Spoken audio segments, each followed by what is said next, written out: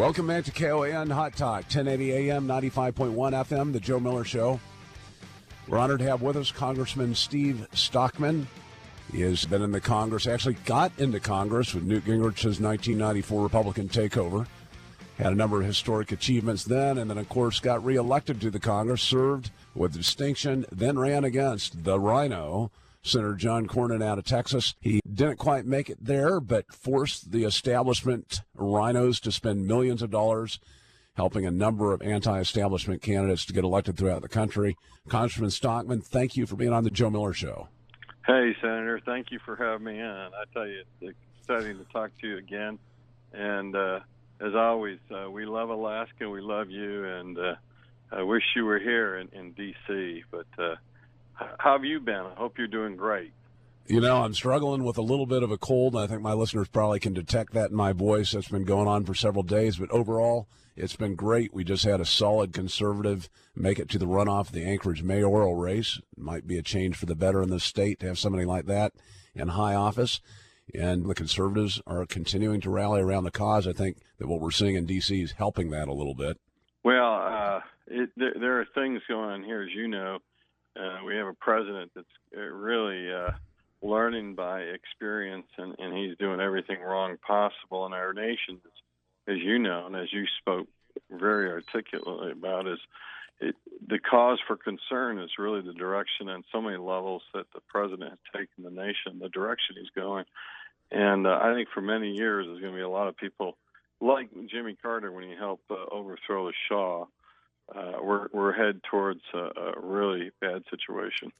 Yeah, I don't know how. I mean, it's going to take literally decades to clean this mess up. I mean, this is a president that has just created a wake of destruction across the Middle East. I mean, displacing nationalistic governments, replacing them with radical jihadist-type regimes. I mean, you've got Libya, you've got what's going on in Iraq, you've got Yemen, Syria, Egypt. You've been doing a lot of traveling since you left office in January.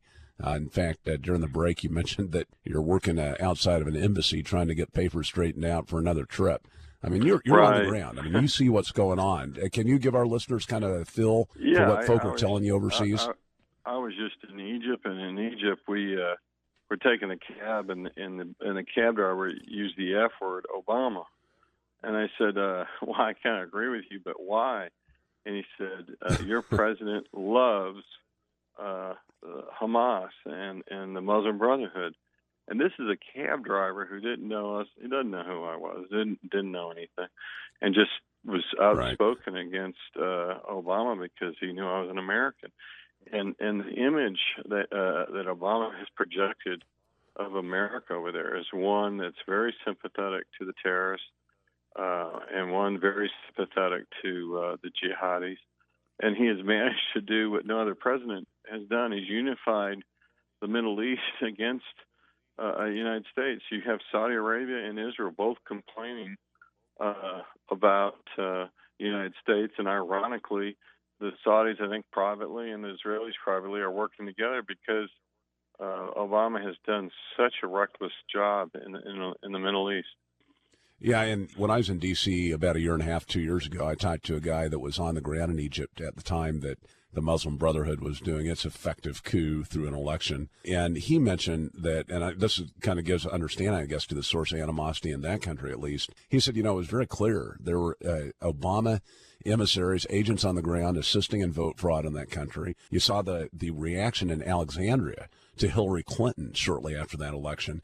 It seems that the people of Egypt, this is not just, your cab driver said it, but the people of many of these countries, it's not just the ruling regimes, they're upset with Obama, and I just find that fascinating. Yeah, here's something else that's very interesting. Our press took pictures, and some of the, from what I understand, the New York Times photoshopped out or cropped out the negative Obama posters that the demonstrators were carrying. There were many of them carrying pictures of Obama with fangs and other signs that said "to hell with Obama." And our press created it to look like that wasn't there. They removed that kind of thing, and that's. I think some of your listeners can probably go online and search and find ones that weren't photoshopped or edited out. But it is, the hatred is very pronounced. And also, there's not just hatred, but there's confusion where I get asked and asked again because they, see us really, whether you're Republican or Democrat, as one. They say, "Why are you supporting this?" I said, "It's not me." I said, "It's the president, and there's differences in our country with what he's doing."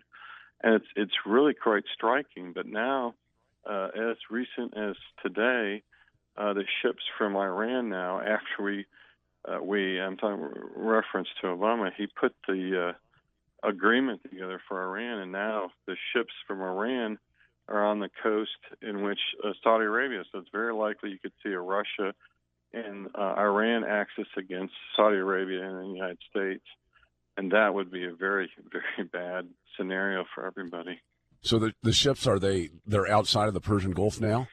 Yeah, they're from Iran. They went over to Oman, where the Saudis are trying to institute a blockade against Oman, because, as you know, they're bombing and they're fighting the Iranian-backed rebels.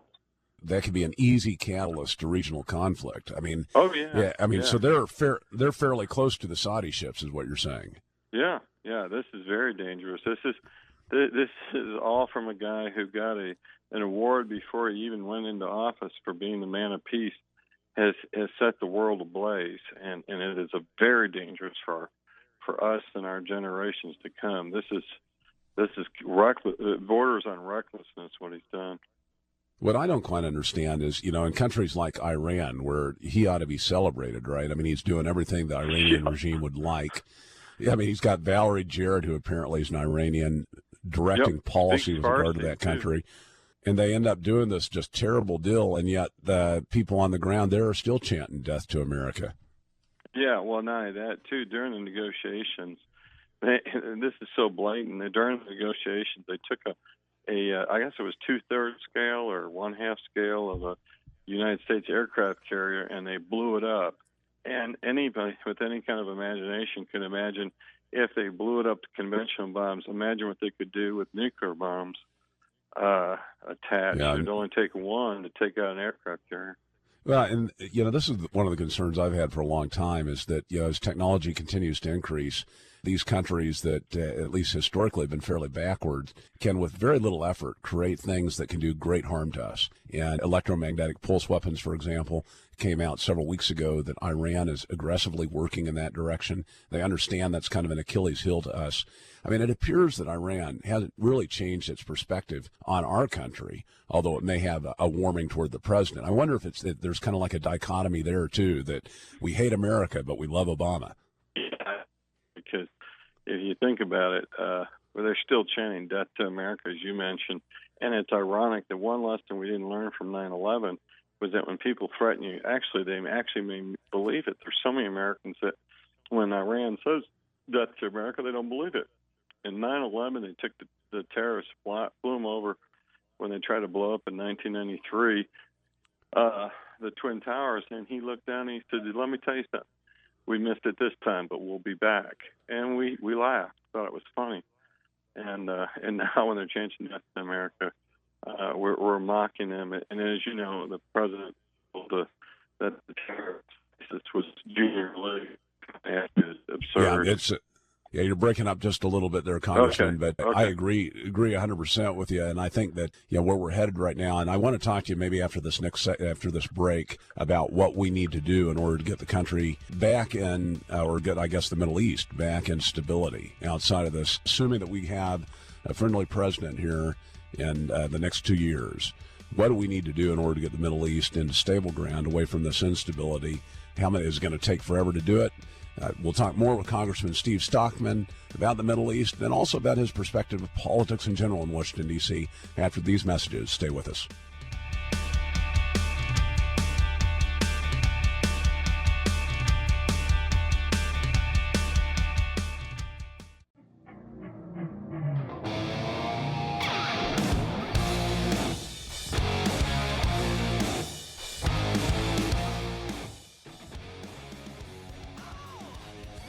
Welcome back to KOAN Hot Top 5.1 Show. We're honored to have with us Congressman Steve Stockman. Been elected first, Newt Gingrich's 1994 Republican takeover. Re-elected again Several years after that, served with distinction, has been fighting the establishment. Most recently ran against the Rhino, Senator John Cornyn out of Texas, forced the establishment wing of the Republican Party to spend millions of dollars to ensure Cornyn's reelection, and as a consequence, helped the new wave of conservatives to be elected to the House. Congressman Stockman, thank you for staying with us.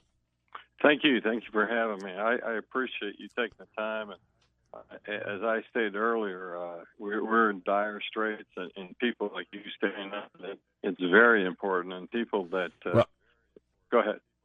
Yeah, no, well, I appreciate the stand that you took. I mean, a lot of people that just rallied around what you did, not just against Cornyn, but also during the time that you were in Congress the second time. I mean, you were on the tip of the spear with respect to confronting the Obama administration, moving for impeachment, and doing other things that so many of these weak-kneed, jelly-spined folk that get elected refuse to do, even though they were elected on the cause of confronting the administration. And I'd like to talk more about that in just a little bit, but I want to continue with the Middle East discussion because you've been doing a lot of traveling since January of this year. You see what's going on the ground. I guess the question that I have, I mean, the president has left the Middle East in just an absolute horrendous mess. We're expecting, Lord willing, we'll get a conservative elected here in 2016. What is going to have to happen as soon as 2016 hits, as soon as the president, I should say, takes office after that 2016 election? What does he have to do in order to make sure that we regain stability in the Middle East? Well, we got to lock up our friends again and quit treating Iran and Cuba as our friend. It is the president's policy. I call it the unicorn policy. When people believe in unicorns, but the reality is that we live in a dangerous world, and we have to accept that things aren't always the way we want them to be, and we need to reinstitute our allies and actually support our allies. You have Ukraine. We dumped on Egypt. We dumped on Libya. We dumped on Saudi Arabia, on and on and on, to the point where right now there's very few true allies left, and that's a very concerning, or should be a concerning problem with the citizens of the United States. The president is the helm of the foreign policy, he's the captain of the foreign policy, and our foreign policy is absolutely in shambles. And I thought it was ironic he said that one of the presidents, I think it was Walker, that he needed to go back to school and learn some foreign policy, which really the president need to go back to school, not any candidate. The one consistency that I've seen in the president, and, a lot of people try to ascribe motivation to the guy. Some would speculate, the guy, he acts like he's a Muslim, or, he acts like he's pro-Iranian. The only consistency that I can find in him is every action appears to be anti-American. And I could care less whether he has 15 degrees and has spent 20 years learning foreign policy. If it's the wrong foreign policy and it's bad for America, he needs to go. Yeah, they're such a mess that needs to be cleaned up, and even in his own admission, this agreement, which, by the way, the UN has already sanctioned Iran for not allowing them in to see the reactors, which is the very thing negotiated in the agreement, and yet you don't hear NPR, PBS. Wall Street Journal, none of them comment that they're already in violation of the current agreement which they made. And so there's absolutely no reason for them to believe that they're going to do anything but continue breaking agreement for Obama's position. I mean, the appeasement crowd is always with us. You would think that they'd read a little bit of history. I mean, that's where a little bit of study could do you good, is if you actually paid attention to what happens historically with respect to those that basically kowtow to the aggressiveness that you see. Let's shift just a little bit over to Russia and what's going on in Ukraine, Crimea, the annexation of Crimea, and the continuing funding of the rebels in eastern Ukraine. Is that really attributable to Obama foreign policy failures? Yeah, when the plane was shot down, and it was shot down so clearly with Russian weapons, if it was a Ronald Reagan or any kind of leader, you'd have that for the province. Yeah, Congressman, I think you broke up just a little bit. You said if it was a Ronald Reagan, what was that? I said if it was Ronald Reagan, he would have gone before the American public and said, look, the Russians just shot down a civilian plane, and the right thing to do is to stand with our allies, and we would have issued more activity than what Obama did, which was to play golf. That was his response to the horrible death of that passenger plane. That appears to be how he reacts, isn't it? If there's a big major crisis, go play golf. The Russian thing, of course, started with him backing down in Poland with respect to the agreement that we had negotiated, at least an intermediate agreement, to allow for a missile defense shield there. And when he yanked the plug on that, I think it kind of gave the Russians a green light to reassert control in the former Russian republics, former Warsaw Pact countries. And the concern is that we're going to see more of the same.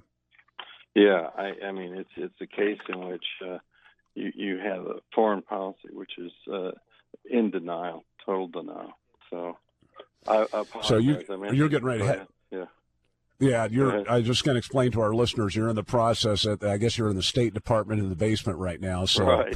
It's creating a little bit of an issue. You're getting ready to travel overseas? Yes, sir. Yes, I am. In fact, I'm going to Kuwait. All right. Well, we look forward to getting a report back from you when you get back, and would like to have you on again, obviously, and chat just a little bit about what you've seen over there. One of the other things that, when you've got time, Congressman, that we'd like to talk to you about is your perspective on the Congress and where it's headed. I mean, you were right. Again, like I said before, you were in the middle of the conflict with Obama, watching those in the Congress that were taking a stand against the president. It's just a handful of them. I think, we had 25 vote against Boehner. But you were working directly with them. I'd like to hear what you have to say about whether or not they're going to continue that kind of opposition. When you're done at the State Department, give us a call. We'll get you back on. I'll do it. I appreciate it, Joe, and have a great day, and thank you for taking my call. Absolutely. Congressman Stockman, again, one of the main fighters that we had in the Congress this last session, ran against John Cornyn, the Rhino down in Texas, put up a great fight. Forced the establishment to spread its resources thin so that we could have that wave election in 2014. Has strong views on the Obama administration, what's happening in the Middle East, and also, of course, I'm sure has some great perspectives on what's going on internally in the Congress. We'll hear more from him later. Stay with us. The Joe Miller Show. We'll be back with you after these messages.